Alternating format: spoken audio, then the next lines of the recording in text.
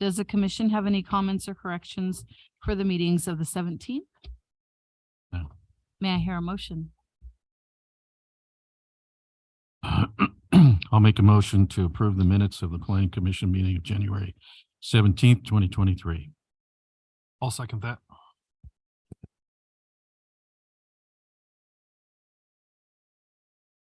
That passes unanimously.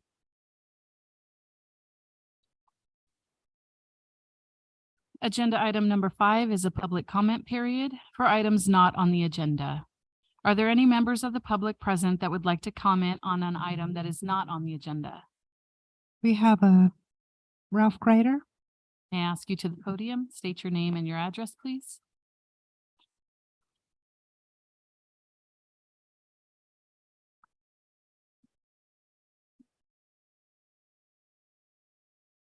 Thank you, Commission, for the opportunity to speak. My name is Ralph Greider, 5392 Cortez Cerro in Hemet, and I'm part of the Solera Diamond subdivision. I'm on the board of directors. We were here in September of last year when Pulte was here. And Pulte gave us an update at that time, and SDR 22-007 Pulte and Syntex. What we're looking for is an update. They left us with the impression that by December they was going to be back working, and they have not. And that field is now becoming the field of tumbleweeds again. So I'm just curious, does the commission, the commission have an update on the status with Pulte? Deke, do you have an answer for that? Yes, the applicant is currently working with the city. They submitted civil improvement plans and development plans for the subdivision. They haven't received their grading permit yet. So they are working on it in the process with the city. So we don't have any kind of a timetable? I would estimate you would see some construction within the next 6 months or less. Okay, thank you. Thank you. Is there anyone online or on Zoom or e-comments? No, Madam Chair, I don't show anyone online and I did not receive any e-comments. Thank you. Item number 6A, legislative update for housing bills. Principal Planner Monique Elanese. So this is just a receive and file. If the commission has questions, I can answer them. Otherwise, there's no motion needed to accept the report. If there are no questions, you can maybe open it up for public comment and then move on to the next item.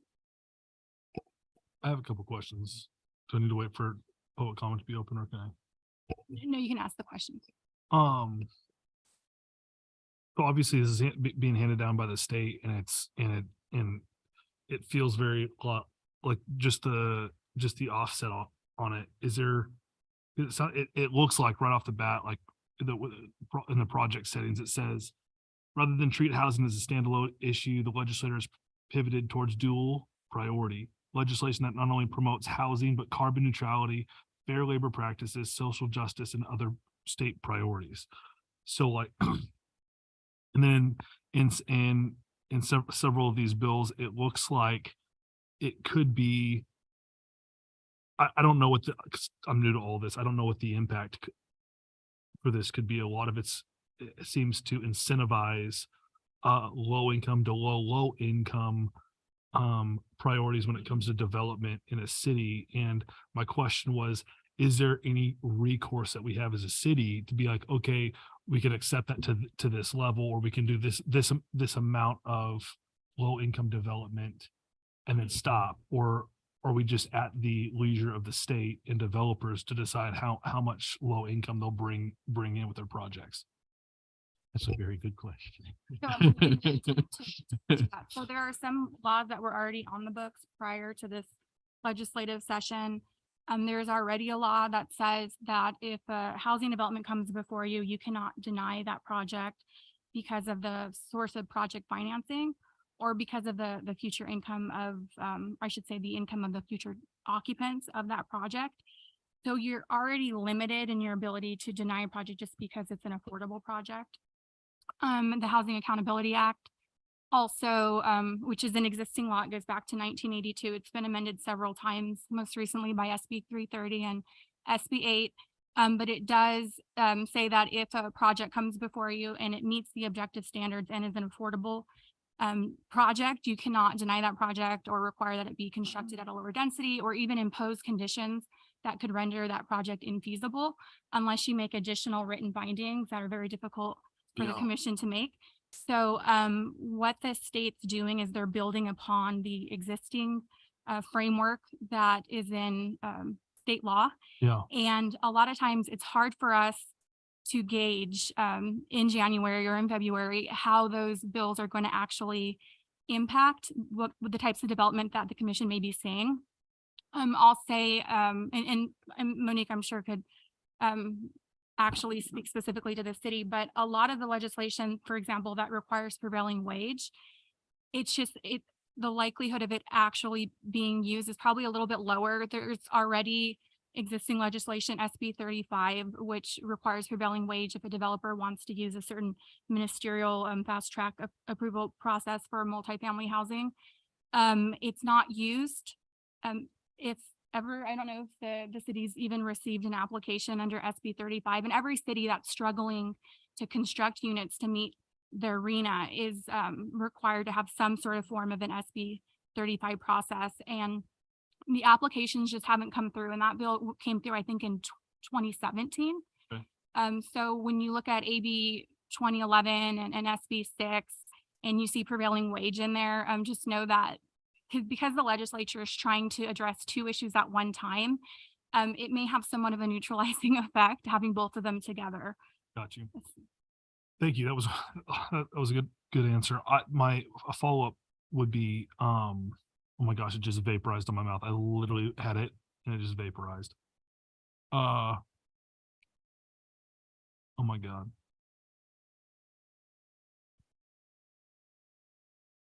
Oh. Just to let you know, we've all had those same questions. Like I know I'm a pastor, right? So like I love taking care of people, but I also know that low income housing, while it's a benefit, it like an abundance of it also brings the negative, the opposite of the intended result in a city. And we as commissioners we've got a forward vision for the city. Hopefully we want to help people, but we also want the city to move forward. So, and like my question is like, thank God. Two things. One, I know that every city's got like a state mandated number for housing. They're meant to, what is ours again? RENA, the regional housing needs allocation. Yeah. How many houses are we required to take care of? Little over 6,400 to be planned within the next 8 years. The good news is we have 5,000 entitled already. Okay. Wow. So we're doing really well. That's great. So with that, like, is there a mandate on how much of that's low income in Section 8? It's a percentage Yeah. of they'll say above market or moderate, low or very low, and they'll break it down with a certain percentage. Mhm. We do have a certain amount allocated for low income. Working with our developers, that's very difficult to achieve because of the requirements. If they want to go ministerial, they have to have prevailing wage. And from what we're hearing from our developers is that that's not penciling out for them. So, and basically what it is that the affordability categories are based on your ability to pay. So it's basically that you cannot, you should not have to pay more than 30% of your annual income. And that's also based, that those categories are based on the Riverside County's area median income. So those numbers are going to fluctuate. Yeah. In terms of, affordability. Thank you. That's very helpful. Then my last question is this, because I'm thinking of like this is Hemet, and there's a stigma that people have about this city. And I think that like I think it could be a great city. I think it's a great city. I think it's a great place to land, but there's definitely a stigma. And I know places like like La Jolla and Huntington Beach when it comes to their allotment for houses. I know that they've already kicked back to the state and said, hey, yeah, punt, we're not putting that many houses in our city and in our domain. Is there any, like, if we get 2 or 3 years into this plan and we start to see a negative or an adverse effect because of low income housing in this in segment like crime or theft or homelessness arise, do we have recourse as a city to tell the state to punt? Nope. And I apologize if that's an appropriate question. I'm just trying to figure out what the right words are to say. So So I guess the bills that are coming out of Sacramento, they are limiting your discretion over housing, both in the legislative context and when it comes to specific project approvals. So in the legislative context, you have certain requirements that you have to meet, like in your housing element. You have to plan a certain way for certain types of housing, like emergency shelters, permanent supportive housing, and things like that. And the state law also limits what you can have in your zoning code. There's certain standards that you cannot impose on housing projects generally. You cannot impose objective standards in large part on housing development projects. And with regards to project specific approvals, like I said, you cannot deny projects that meet the city's objective standards. And even if a project doesn't meet the city's objective standards, you can't deny it because it is an affordable housing project. So you are somewhat limited. The best recourse for the city and any other agency is really legislative advocacy. And I really encourage agencies to separate the compliance and the advocacy, because when they start bleeding together, that's when the city exposes itself to lawsuits and liability. This last legislative session, not in 2022, but the previous one in 2021, the state set aside additional funding for what's being called like a housing task force or the housing police, where HCD, it's all complaint driven, but HCD can refer an agency to the Attorney General, and the Attorney General can pursue enforcement action against an agency if they're not abiding by certain housing laws. So the consequence, the state has continued to increase the consequence of non-compliance. So it's really something that agencies are trying to do more in the legislative lobbying context, rather than, for the planning commission to do it ad hoc, when projects come before you. that's really kind of scary to watch your autonomy kind of just fade away. Yes, and you weren't even here for last year. Last year's was really bad too, because we had SB 9 and then a couple other ones that really eroded local control. Wow. Yeah, I think that's the key right there is the local. I mean, basically there's it's everything. I got on here because I wanted to be a part of something. I thought we could make a change at the local level. And you realize that Sacramento is doing two key things. One is taking away that local control. And then number two, providing or removing the opportunities for the public to have a say. And all the ministerial approvals just simply mean that there's no public hearing. And so it's on one hand, it's forcing the cities, the land use agencies, and frankly, water purveyors and everyone else, we're in the same boat on the other side. But it's forcing things from Sacramento down, one size fits all. And it's removing our local control, and it's removing the opportunity for public hearing in public. And that's a nature of the state we're in, both figurative and literal. Thank you for answering all my questions. That's all I had. So Monique, I'm kind of curious here. You said that we are in good shape. We got 5,000 allocated towards 6,000, whatever. Do you get to see the other cities and how they're doing? Like, for example, Newport Beach and some of those areas, are they? Yes, so since the regional housing needs, the council's adopted and it's going through the process with HCD, many other cities are in the same boat. We all had our allocation. So it's going to be, the first benchmark is going to be this year. Our annual report to HCD is due April 1st. This report's going to go to council just to give them an update next month to let them know what the progress is. And then we'll also share with the commission what the progress has been and how many houses we've built in the last year and where we're at. We also, once that information is posted through HCD, we can obtain that information to see how other cities are doing. And we're all kind of in this, working along the same, we have the same issues, we have the same concerns. Yes, it'll be interesting to see how we do. Especially our neighboring cities. I had one more follow-up question. Maybe this is the wrong time to ask it, and if it is, you just tell me to punt.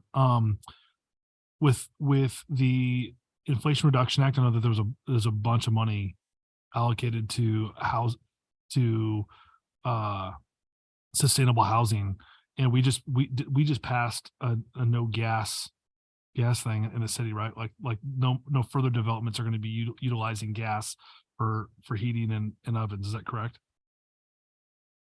I have to refer that to our building official Oh, to okay. find out what the title. My question was, I was just going to see if that's the case, like, do we have grant writers that could help us score?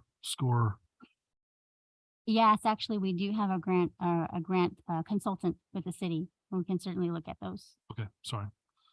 All more questions. I'm done. Is there a presentation or was this for us to read the staff report? This was just a staff report. Okay. Like last year. I think at some point this year it may be beneficial for the commission and even for the public for us to do some sort of housing workshop to sort of go over the key elements of housing law. But in terms of this report, if there's no other questions, we may want to see if there's anyone online. One quick question, there's a lot of, it looks like there's a lot of resource requirements for the city in putting these different things together for streamlined permit processing post-up. Are we on track to have the staff necessary to implement all of these requirements? And if not, is there a plan to file for extensions, or is there other, how are we going to meet those resource requirements?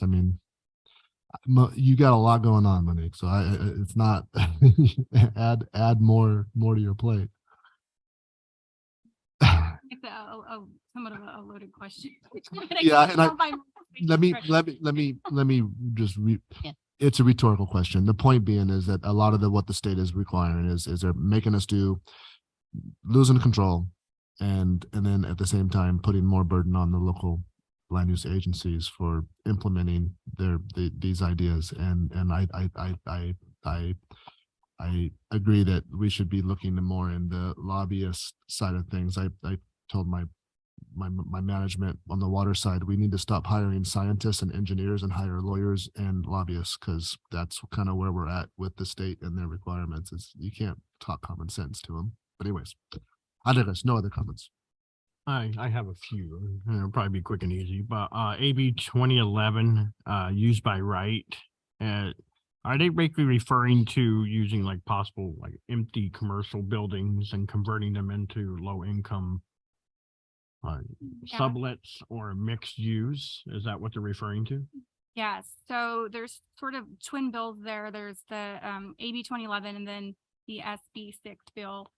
AB 2011 is by right ministerial approval, so it's not going to be subject to CEQA because there's no discretionary approval, so there's no project being approved per se. With SB 6, it's going to be discretionary approval in commercial zones again. The state's trying to squeeze as much housing as they can out of the existing, what they consider underutilized land inventory, which includes commercial. And so the requirements for that, there are actually a lot of requirements that aren't necessarily in the staff report, requirements that Monique and her team are going to have to crawl through with our office on whether a project is eligible for the streamlined ministerial approval. It can't be near parcels that are have industrial use. It itself cannot be in parcel that's industrial or a certain portion of it's industrial. There's certain acreage requirements for like the moderate income that don't apply to the low income.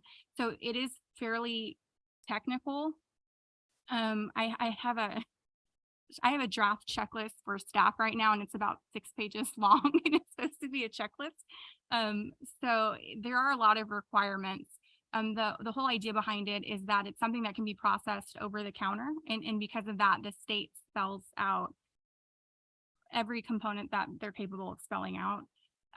So it's not as easy as my summary may suggest. There are going to be additional requirements, including the prevailing wage requirements.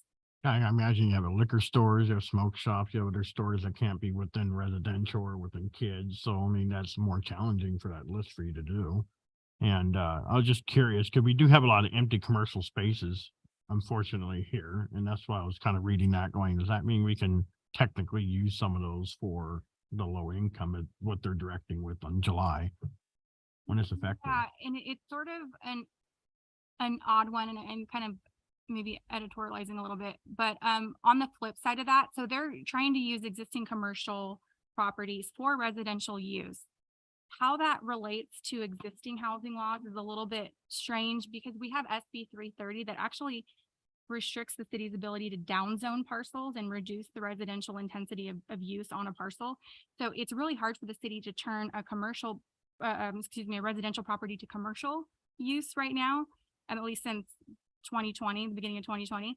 And now you're also limited on stopping commercial property from being converted to residential use. So there are cities that are concerned about the their inventory of commercial property because they need revenue to be generated, and it's the commercial properties that do that. So that's sort of the backside of it, and I'm not quite sure what that's going to look like. But it's sort of it's an odd bill, and it's hard to gauge what's going to happen with it.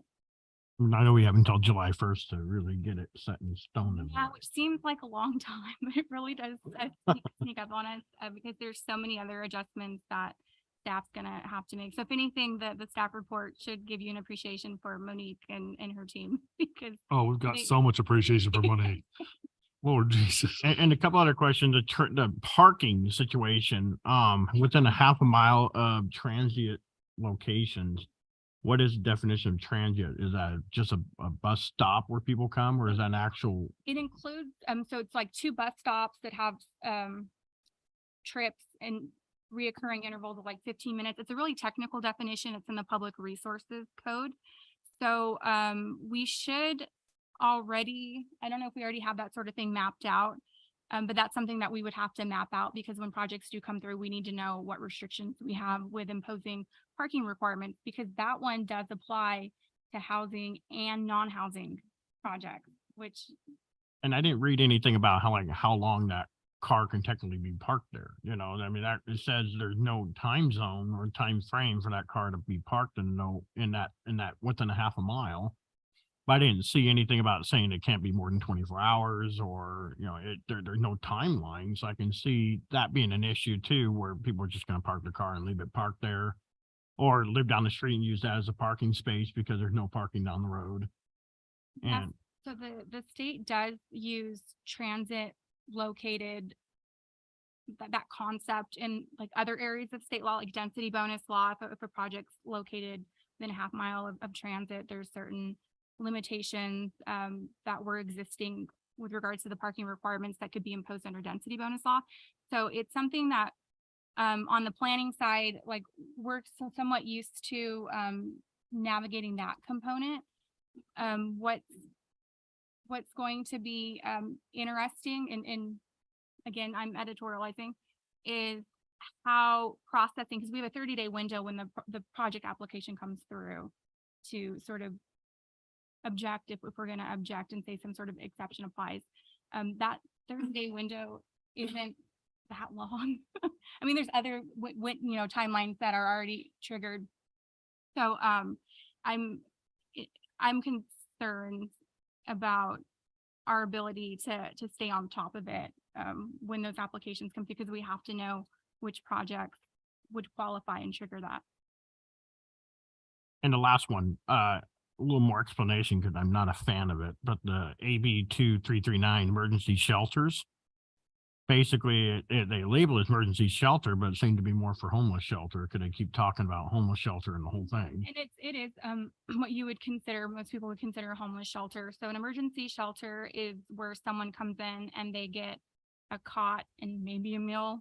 And that's what they're referring to, which is what we would think of, it's a Valley Restart. Yeah. Here in the city. So that's what that is aimed at. I know sometimes there's different types of housing and it's really hard to keep them straight, but it's usually emergency housing, transitional housing, permanent supportive housing, and then what we would consider regular affordable housing development. Okay, I just don't necessarily, I'm not a fan of having homeless shelter here, but it did say something about the state was not happy to the fact that people were picking industrial zones to throw them in emergency shelter. So they want to put them in residential. They want to put them closer to everybody unless transportation is provided. And so could we as a city, and another thing is I heard that if you turned in the housing element draft in time, it wouldn't necessarily apply to a city if we turned that draft in time. Is that true? I'm not quite sure. I'd have to double check on what the time frame is with that, because the requirements, the bill you're referring to, it's going to affect every agency differently, because every agency plans for emergency shelters differently. Like Hemet, you guys are somewhat unique with the way we plan for emergency shelter here. And I'm not quite sure where we're at right now on the housing element. It's currently in review with HCD now, so hopefully that's our final draft for certification. So we got it in, we submitted it. Got it in. Okay. That's I'm it. sorry, Right, I don't know if my answers are addressing your questions, but if they aren't, it's because they're good questions and there's not necessarily an answer. Well, and I'm just not a fan of homeless shelters because we have a homeless problem here, and shelters is just only going to bring more in from around all other cities around here. And industrial zones to me are a little more on the outskirts. And if we can just provide, maybe if that happens, like a bus stop, so we can provide them the transient access, so they don't necessarily have to come closer to within the city, within residential. I don't know, just if I'm reading that right, that was really confusing to me. And I just had questions about that. I just didn't like the tone of that bill. Yeah, so a lot of what the state does is, because even this is housing element law that we're talking about. Housing element law goes back decades and decades and decades. And the state at first will ask that agencies do things, and then they raise their voice a little bit and they ask again, and then they come up with things like this that just knock agencies over the head. So this has been, with housing element law generally, it's been an escalating issue. It's not that the state just did this overnight. They've been increasing the consequences and the requirements under housing element law for decades, but really in the last 6 years. That's it. Thank you for your time. And that's a lot. It's a lot of things to digest. A lot to unpack. So I'll open this up for public comment. Is there anyone here that would like to comment on this presentation of the legislative update for housing bills? Is there anyone online or e-comments? Show anyone online requesting to speak, and I did not receive any e-comments. Okay, with that, we will close the public comment, unless you guys had more. No, public comment period is closed. It's to your point though, the ultimately what's going to end up happening is the residents will get upset because of what's happening, and then they're going to say that it's the city council or it's the city staff that did it, and it's not. It's the state taking away the ability to make our own decisions, and that's the thing that is extraordinarily frustrating about it. Just real quick, sorry, not to slow it down more. I know we've spend some time on this. But that's why I was thinking a workshop perhaps sometime this year could be beneficial for the public as well, because you guys do take a lot of heat and so does the city council on these types of things. And it's really, you guys are so limited on what you actually have control over. And educating the public, it can be helpful and beneficial for everyone. And that way they understand what they can expect with these sorts of sensitive projects. I think I'm all that's a for great that, by idea. the way. Yeah, Yeah. absolutely. Absolutely. Really, and to really just put things in perspective. And you know, that's like I said, when I got on here, it was because I was frustrated with what I thought was being done at the city level. And then the more I'm on it and I realize there's a lot more to it. And so, yeah, the more that we can educate and engage the public to be a partner in this and reaching out, they're the ones that vote for this stuff ultimately. And they need to be the ones that are understanding what the impact of their votes. Elections matter. And so this is the kind of stuff that is affecting their day-to-day life. And they need to be involved and educated. I think that's a great idea. Thank you all for your comments. I think it's really important that we are able to plan for something like that and get the word out so that we can keep everyone informed as to what we can actually do on the Planning Commission. So thank you all for that. Are you ready? Item 7A, zoning ordinance amendment number 22-001, Principal Planner Monique.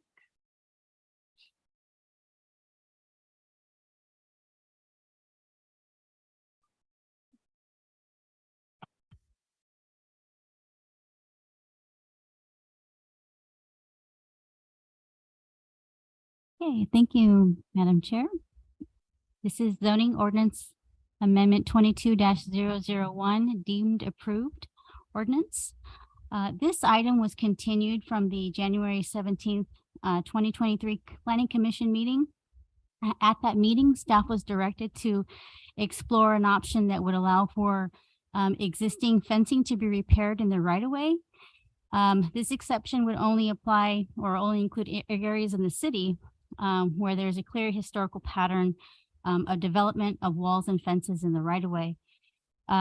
This condition exists in rural neighborhoods of the city, and the distinction is that these neighborhoods lack complete street improvements, such as the condition where the travel lane pavement ends up to a point and the remaining right-of-way is unimproved. So based on the Planning Commission's direction, we included language in the zoning code amendment. When this condition occurs, we would allow a front yard fence or wall that is located in the right of way. Now, typically it should be demolished and relocated if you have new construction. So that's how it's crafted in the ordinance, just to, for the public to be aware, if you're going to construct a new home or you're going to do major work on your home, that you should bring it into compliance. However, if you have an existing non-conforming fence or wall that's located in the right of way, it may be repaired or replaced in kind only when there's a visual evidence that has been provided, such as a photograph or demonstrating that there's a consistent and clear pattern, historical pattern in the neighborhood, as well as this is submitted to the Community Development Department, subject to the following criteria. Number one, that the existing fence would be located in a manner that is not hazardous for traveling public, including motorists, bicyclists, and pedestrians. That the fencing or wall not impede existing travel lanes. The fencing or wall shall not conflict with existing public utility structures, such as hydrants, vault, and service meters, overhead power lines, pipelines, conduits, or substructures of any public utility. Prior to the building permit issuance, the property owner would enter into a revocable encroachment agreement with the city that will be terminated when roadway or expansion or other improvements are necessary as required by the city. And in no case shall existing chain link fences be replaced. And the reason this was included in there is currently chain link, although there are some areas in the city where you will see chain link, typically for security or temporary security fencing. is a prohibited material type in the city for fencing. In this case, that was just clarified in there. If they do have existing chain link, we could certainly take a look at that. And that the Community Development Department would report this to the city engineer when the permits are issued. So this concludes my presentation. Be happy to answer any questions.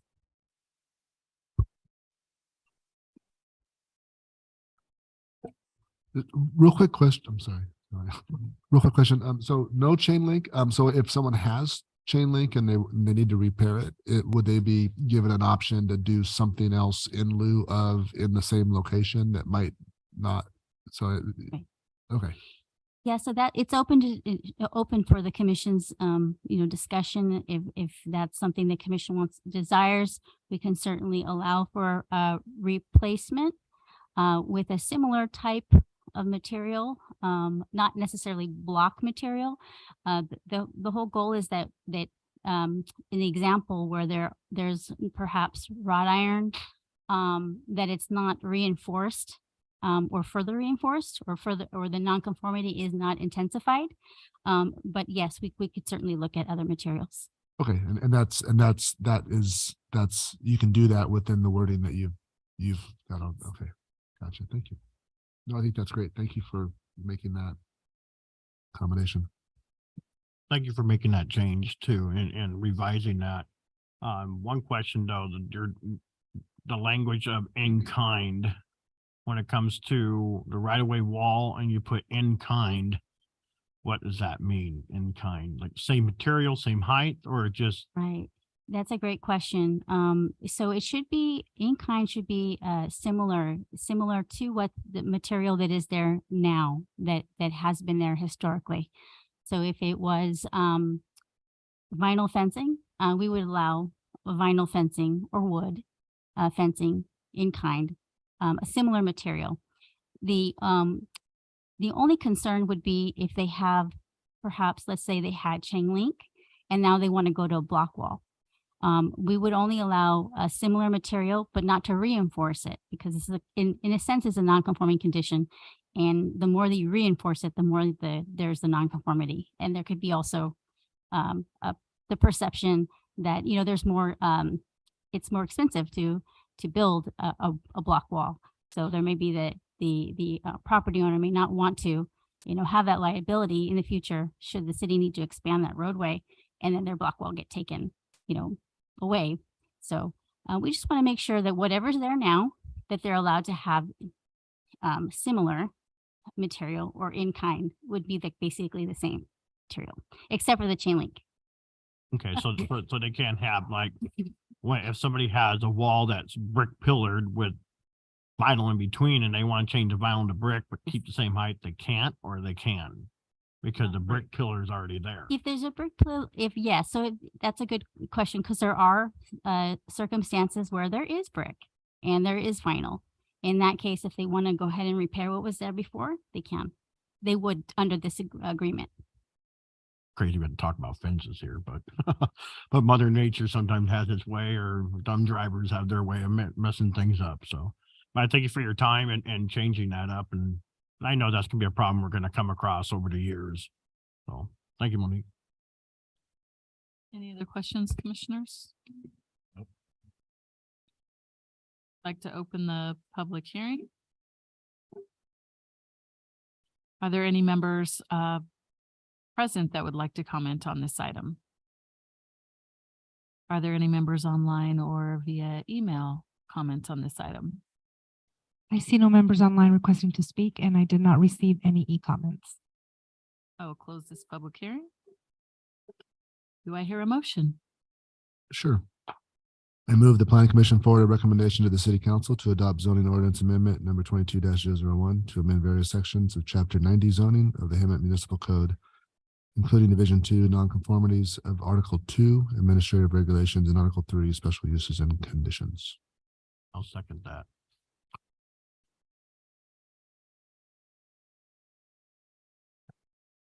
And that passes unanimously. Item 7B, tentative track map 38309 and administrative adjustment 22-003. Madam Chair. This item was continued from the January 17th Planning Commission meeting. The item was continued to, due to additional considerations that required discussion and coordination with engineering, as well as the Hemet Unified School District. Although progress has been made in resolving the items discussed, the applicant's requesting that this item be continued to the February 21st, 2023 Planning Commission meeting to allow additional time to work through those engineering related conditions and the development agreement related considerations for Ramona Creek. This concludes my presentation. Thank you. Commissioners, any questions? No, I just think it's great that the city's taken the time to address the concerns that the school district had. And hopefully that when all's said and done, there's no longer any concerns by the school district. So they are definitely thankful for that support. Any other questions or comments? Questions for staff or comments, commissioners? With that, we'll open the public hearing. Are there any members of the public or present or online that would like to comment on this item? No members online requesting to speak. I did not receive any e-comments. No, we had to open it this time. Now we'll leave it open.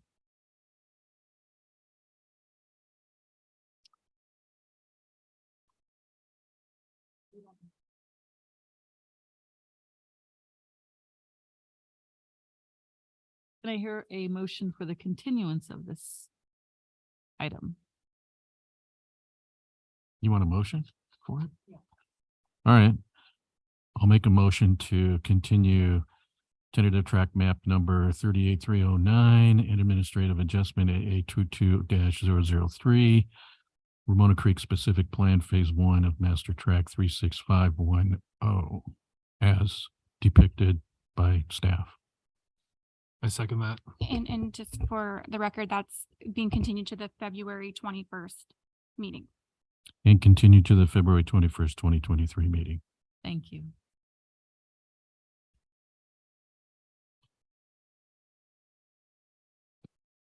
And that passes unanimously.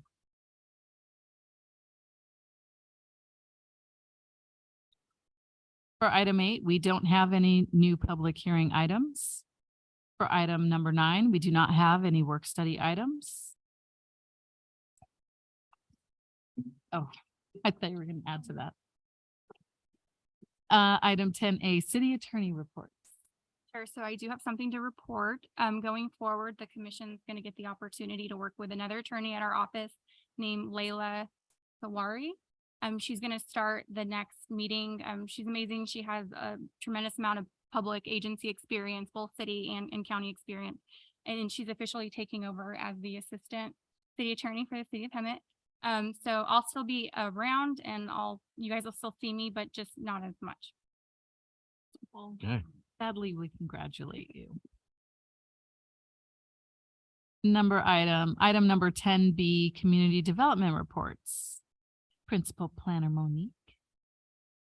So no items to report. Item 10C, future agenda items, Principal Planner Monique. Upcoming for the commission's consideration will be a Rally's Restaurant and Drive-Through. That includes a conditional use permit and zone change request. We also have SDR 21021 for JD Fields development and a tentative track map 37558 for 800 North Girard Street. Those items are tentatively scheduled for upcoming planning commission meetings. Item 10D, Planning Commissioner reports, Principal Planner Monique.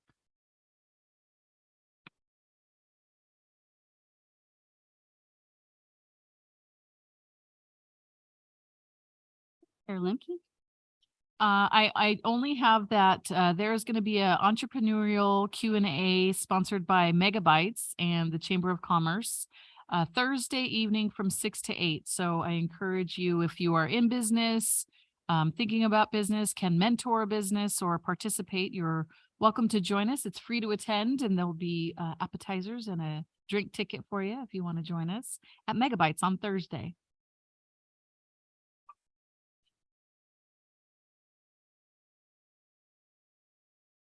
Vice Chair Beamsterfer, Nothing to report.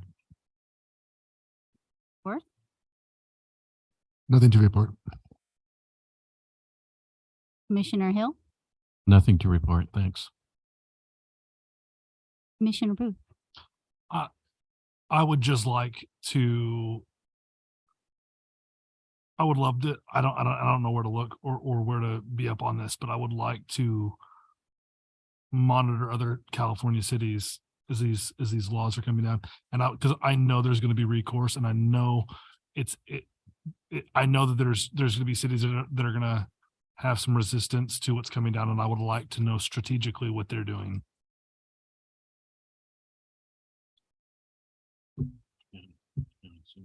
You know. Anything else? Anything else, commissioners? All right, if there's nothing more, we will be adjourned until the meeting of February 21st, 2023 at 6 p.m.